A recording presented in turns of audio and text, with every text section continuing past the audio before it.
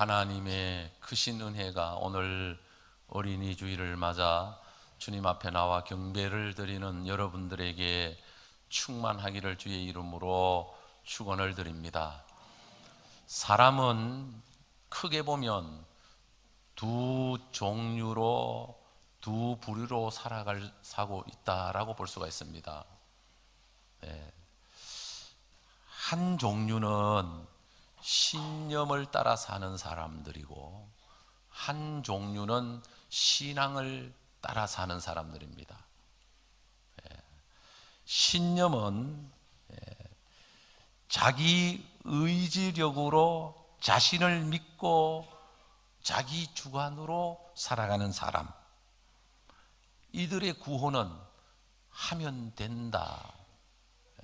하늘은 스스로 돕는 자를 돕는다라고 말을 하기도 합니다.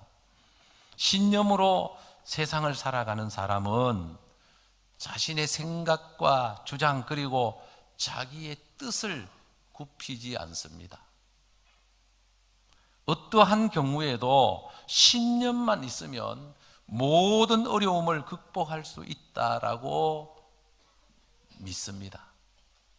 대체적으로 신념으로 살아가는 사람은 다른 사람의 말을 잘 들으려고 하지 않습니다. 어떤 면에서 보면 외고집이라고 볼 수가 있습니다. 대쪽 같다는 평을 듣기도 합니다. 자기의가 매우 강합니다.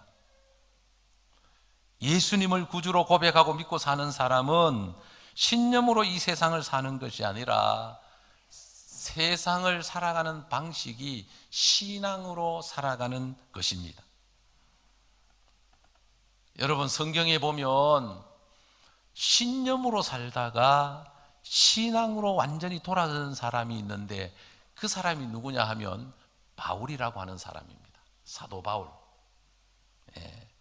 바울은 철저한 신념의 사람이었습니다. 그 신념은 자신으로 하여금 철저한 선민의식을 갖게 했고, 이방인들을 배타적으로 보았고, 한 번도 자신이 죄인이라는 것에 대하여 뼈저리게 느껴보지 못했고, 자기 의를 드러내 보이려고 많은 사람들 앞에서 더욱 더 열심히 노력하는, 사력을 다하는 스타일이었습니다. 여러분, 세상에서 가장 무서운 사람은 잘못된 신념을 가지고 사는 사람입니다. 자기가 하면 된다라고 생각하는 사람. 그 중에 한 사람을 꼽으라면 김정은을 꼽을 수가 있겠죠. 자기가 생각하는 게 옳다라고 생각하는. 여러분, 성경에 보면 신앙을 가진 사람이 아니라 신앙을 빙자해서 신념으로 살아가는 사람들이 예수님 당시에 바리새인들이었고 서기관들이었고 제사장들이었습니다. 이 사람들은 자기 신념을 가지고 열심히 노력하는 사람들이었습니다. 그러나 바울은 부활하신 예수님을 만나고 자기가 얼마나 부족하고 어리석고 참으로 죄가 많은 죄인인가를 깨닫게 됩니다. 그래서 바울에게 처음 나타난 현상이 뭐냐? 철저하게 자기 신념을 포기했습니다. 이제는 자신의 의를 위해 살아가는 것이 아니고 하나님의 은혜를 통해서 살아가는 사람으로 바뀌었습니다. 그러면서 그는 고백을 합니다. 나는 죄인 중에 괴수다. 나는 지극히 작은 자다. 나는 만삭되지 못한 자다. 신념이 무너지고 신앙의 사람이 되니까 깨닫게 되는 것은, 모든 사람이 나보다 더 훌륭하고 위대하고 나보다 더 낫다라는 것을 깨닫게 되고, 은혜를 받고 나니까 모든 사람보다 내가 부족하고 연약하고 어리석고 죄가 많은 사람이구나 라고 하는 것을 깨닫게 되었습니다. 신앙은 하나님의 의지로, 하나님의 은혜로, 하나님의 말씀으로 거듭난 삶을 살아가는 것이 신앙의 삶입니다. 신앙을 가지게 되면, 신앙으로 거듭나면 나와 세상은 간 곳 없고 오직 내 안에서 주만 보게 되는, 주만 의지하고 주님의 뜻을 쫓아 살게 되는 것입니다. 그래서 신앙의 사람은 자존심은 십자가 밑에 내려놓게 됩니다. 자기 의의는 십자가 밑에 내려놓게 됩니다. 그리고는 하나님의 은혜 안에서 말씀을 통해서 믿음으로 겸손하게 어린 아이와 같은 삶을 살게 되는 것입니다. 오늘 성경 본문은 어린 아이들에게 주시는 축복, 그래서 축복받는 어린이가 되게 하자라는 제목으로 말씀을 나누기를 원합니다. 예수님께서 어린 아이가 오는 것을 금하지 말아라. 아이를 데리고 오니까 제자들이 아이들을 꾸짖었습니다. 아이들을 데리고 온 부모들을 꾸짖었습니다. 예수님께서 제자들을 보시면서 어린 아이들이 내게 오는 것을 용납하고 금하지 말라. 하나님 나라는 이런 자의 것이니라. 내가 진실로 너희에게 이르노니 누구든지 하나님의 나라를 어린 아이와 같이 받들지 않는 자는 결단코 그곳에 들어가지 못하리라 하시고, 그 어린 아이들을 안고 그들 위에 안수하시고 축복하시니라. 오늘 어린이 주일을 맞아서 축복하는 어린이가 되게 하자는 제목으로 말씀을 드릴 때, 먼저 우리는 아이들을 축복하며 살아가는, 기도로 말씀으로 아이들을 축복하는 은혜가 우리 모두에게 있기를 바랍니다. 여러분, 엄마가 위대한 것은, 엄마는 아이를 낳으면 이제는 자기의 꿈은 접어지고 아이들을 향하여 아이들의 꿈을 펼쳐가고 아이들의 꿈이 성취되도록 엄마는 희생하는 것이 엄마의 사랑입니다. 부모는 자식이 잘 되기를 바라는 것이 부모의 소원인 것입니다. 그래서 어린 아이들을 가진 부모는 어떻게 하면 이 아이들이 복을 받을까? 어떻게 하면 이 아이들이 행복한 인생을 살아갈까? 어떻게 하면 이 아이들이 출세할 수 있을까? 어떻게 하면 이 아이들이 앞으로 훌륭한 사람이 될까? 그게 부모의 마음인 것입니다. 민수기 6장 23절에서 27절 말씀을 보면 제사장의 축복이라고 하는 내용이 말씀이 나옵니다.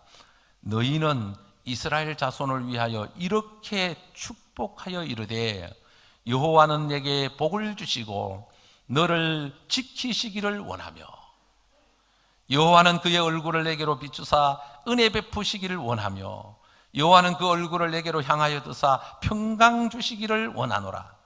그들은 이같이 내 이름으로 이스라엘 자손에게 축복할지니 내가 그들에게 복을 주리라.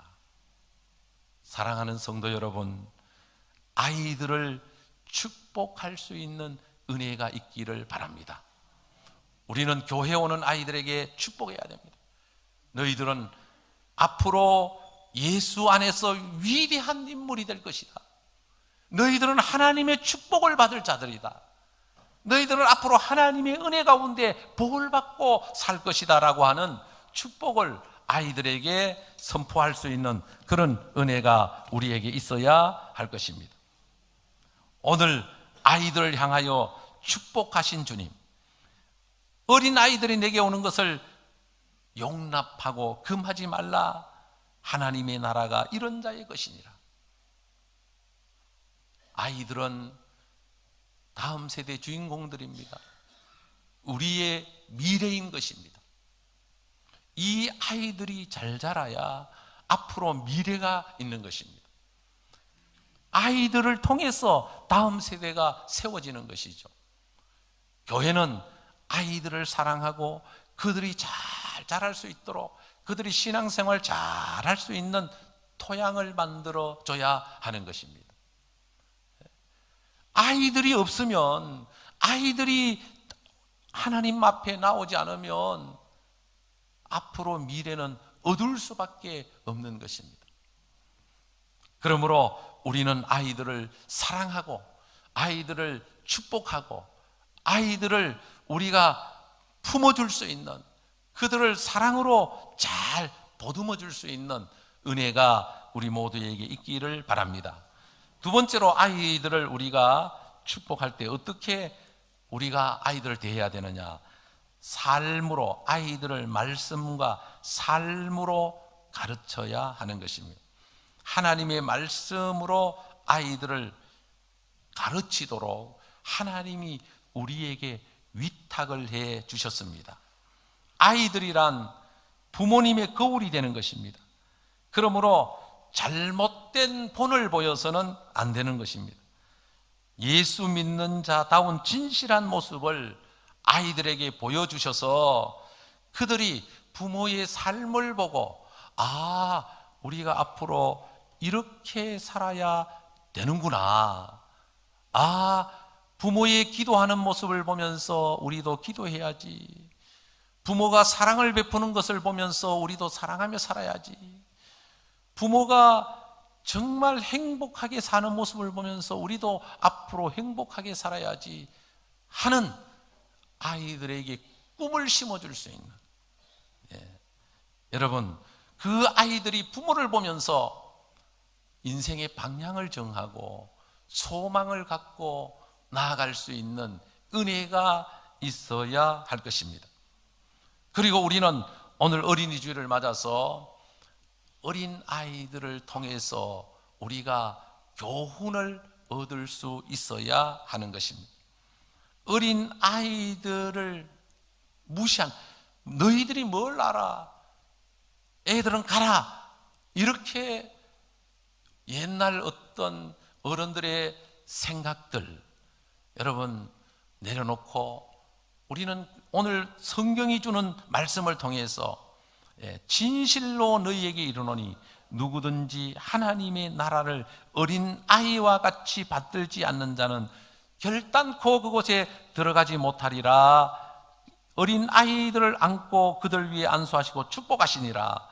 어린 아이를 통해서 우리는 참으로 아이들이 갖고 있는 단순함, 진실성, 또 의지력, 이 아이들이 갖고 있는 이런 장점들을 우리가 배울 때 더욱더 성숙한 인생을 살아가게 되는 것입니다. 여러분, 아이들은 부모를 전적으로 신뢰합니다. 아이들은 단순합니다. 아이들은 어떤 면에서 진실합니다. 어른이 되면 참 여러 가지로 복잡해지지만 아이들을 보면서 느끼는 것은, 아이들은 자기들끼리 이렇게 놀다가 이제 틀리면 싸웁니다. 좋은 걸 서로 가지려고 싸웁니다. 형제지간에도 남매지간에도. 그런데 아이들에게 신기한 것은 조금 지나고 나면 다시 놀아요. 언제 그랬느냐는 듯이 다시 서로 이제 지나간 감정을 갖지 않고 다시 친구처럼 소꿉장난하고 노는 것을 볼 수가 있습니다. 어른들은 살아가면서 조금만 틀어지면 상처가 생기고 문제가 생기면, 조금만 뭔가 서로 갈등이 생기면 고마 그 다음부터는 안 보려고 합니다. 사실은 예수 믿는 사람들은 해가 지기 전에 풀어야 되고, 아니, 살다가 보면 부부지간에도 다툴 일이 생기고 또 뜻이 다르고 또 문제가 생기는데, 여러분, 우리가 서로 남인데 왜 갈등이 생기지 않겠어요? 그러나 예수님 때문에 우리는 모든 것을 쉽게 내려놓고 용서하고 이해하고 사랑하고 풀어야 되는데, 아이들처럼 단순해야 되는데, 예수 믿는 사람들이 그냥 삐지거나 뭔가 상처를 받거나 틀어지면 꽁 하면 풀리질 않아요. 그래서 사람들이 이야기합니다. 안 믿는 사람들은 그냥 막걸리 한 잔만 같이 나누어 마셔도 쉽게 푸는데, 됐다 하고 푸는데, 예수 믿는 사람들은 한 번 감정이 상해서 토라지면 1년이고 2년이고 간다는 거예요. 그거는 정말 신앙생활의 독이라고 봐야 됩니다. 우리가 예수를 믿고 구원받은 천국 백성으로 하늘의 소망을 갖고 살아가는 우리는 단순하게 주님이 우리를 용서해 주셨듯이 우리도 과감하게 용서하고 함께 더불어 살아가도록 하나님이 우리를 교회 공동체로 삼아 주셨고 형제 자매로 삼아 주셨기 때문에 우리는 서로 용서하고 참으로 사랑하며 살아갈 수 있는 지혜가 우리에게 있어야 할 것입니다. 칼릴 지브란에게 한 부모가 나와서 묻습니다. 아이에 대해서 좋은 교훈을 주십시오. 어떻게 키워야 아이들을 훌륭하게 키울 수 있습니까? 라는 질문을 던집니다. 이 칼릴 지브란이 부모에게 이런 대답을 해줍니다. 당신의 아이는 당신의 것이 아닙니다. 생명의 주가 되시는 하나님의 사랑하는 아들, 딸입니다. 그들은 당신을 통하여 왔지만 당신으로부터 온 것은 아닙니다. 당신은 그들에게 사랑을 줄 수 있어도 생각은 줄 수가 없습니다. 왜냐하면 그들은 그들의 생각을 가지고 있기 때문입니다. 여러분, 아이들의 잘못을 나무라십니까? 아이들이 잘 되기를 바라십니까? 훌륭한 자식이 되기를 바라십니까? 잠깐 멈추시고 훌륭한 부모가 되게 해달라고 기도하십시오. 당신이 훌륭한 부모가 되면 아이들은 훌륭한 자녀가 될 것입니다. 이게 그분이 주는 대답이었어요. 훌륭한 부모가 있어야 훌륭한 자식이 있음을 일깨워주는 말입니다. 우리는 어린이주의를 맞아서 우리는 우리 아이들에게 거는 기대가 크고 우리 가정의 모든 아이들이 후손들이 다 훌륭한 사람이 되기를 바라죠. 부모의 마음은, 조상의 마음은. 그런데 더 중요한 것은 우리가 훌륭한 부모가 되고 우리가 훌륭한 인생을 살면 자녀들은 절로 하나님의 은혜 가운데 훌륭한 사람으로 하나님이 복을 주어서 키워주시는 줄로 믿으시기를 바랍니다.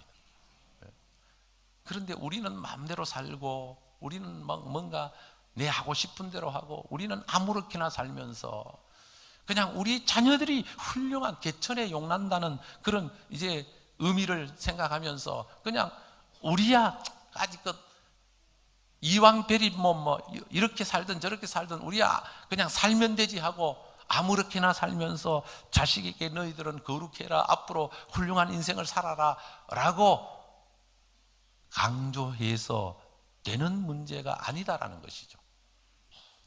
사랑하는 성도 여러분, 우리는 어린이주의를 맞아 어린이들의 모습에서 우리는 진실함과 단순함을 우리가 배우되 더 중요한 것은 우리가 남은 인생 살아가는 동안 더 훌륭한 부모가 되도록 우리는 더 훌륭한 믿음의 사람이 되도록 정말 우리는 더 아름다운 믿음의 사람으로 기도하며 살아갈 수 있도록, 그럴 때 우리의 자녀를 하나님이 복을 주셔서 정말 축복의 자녀들로 자라게 해 주실 줄로 믿으시길 바랍니다.